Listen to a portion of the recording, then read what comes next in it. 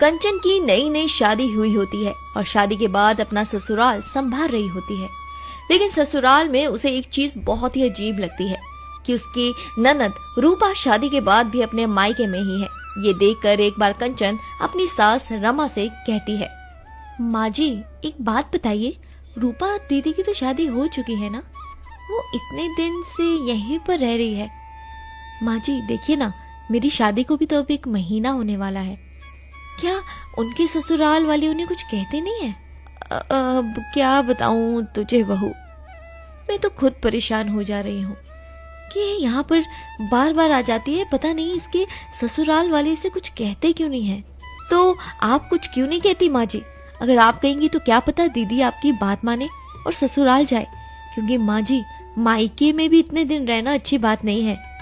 मिलना जुलना तो चलता रहेगा, लेकिन मायके में ही रहना, आसपास के लोग भी तो बातें बनाते हैं ना माँ। बहू मैं तो अपनी जान में सब कुछ करके देख चुकी हूँ, लेकिन ये है कि समझती ही नहीं है, इसीलिए अब तो मैंने इसे कुछ बोलना ही छोड़ दिया है। अपनी सास की बात सुनने के बाद कंचन भी काफी हैरान हो जाती है, लेकिन नई बहू होती है इसीलिए वो ज्यादा कुछ कहती नहीं है।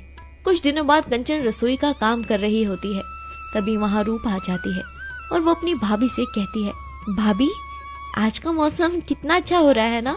हाँ ये तो आपने बिल्कुल सही कहा नैना जी, आजकल मौसम तो सच में अच्छा ही हो रखा है, ऐसा लग रहा है कि कहीं बारिश हुई है, तभी तो इतना ठंडा मौसम हो गया है। भाभी इस ठंडे मौसम में गरम गरम आलू के परांठे खाने का मन हो रहा है, अगर आप आलू के परांठे बना देती तो मजा ही आ जाता। ननद जी मेरी बात का बुरा मत मानना, लेकिन आप खुद भी तो आलू के परांठे बना सकती हो ना। यहाँ आपको दिख रहा है कि पहले ही मैं इतना काम कर रही हूँ, आप मेरी मदद के लिए तो कभी आती नहीं हो, बस हमेशा अपनी फरमाइश ही लाती रहती हो। भाभी अब आप भी मुझे सुना रही हो? अरे आप रोने क्यों लग गई? मैंने तो बस एक बात ही बोली थी और आप तो रोने लग गई। मुझे पता है आपने एक बात नहीं कही, बल्कि मुझे ताना दिया है। आप यही कहना चाहती हो ना कि भाभी मैं मायके में ही रहती हूँ, अपने ससुराल नहीं जा रही। मैंने वैसे अब तक ऐसा कुछ नहीं कहा है, लेकिन कहीं ना कहीं ये बात तो सच है ना, आप अपने मायके में ही रहती हो, जबकि आपको अपने ससुराल पर ध्यान देना चाहिए।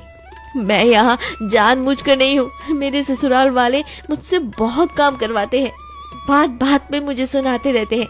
माँ को बताया था ये, लेकिन उन्होंने मेरी बात को सच नहीं माना। अब ऐसे में मैं क्या करूँ?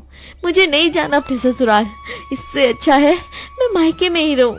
माफ करना, मुझे नहीं पता था आपका ये कारण है मायके में रहने का, लेकिन अगर ऐसी बात है तो आप एक बार अपने ससुराल वालों से बात करके तो देखें, क्या पता ये मामला सुलझ जाए।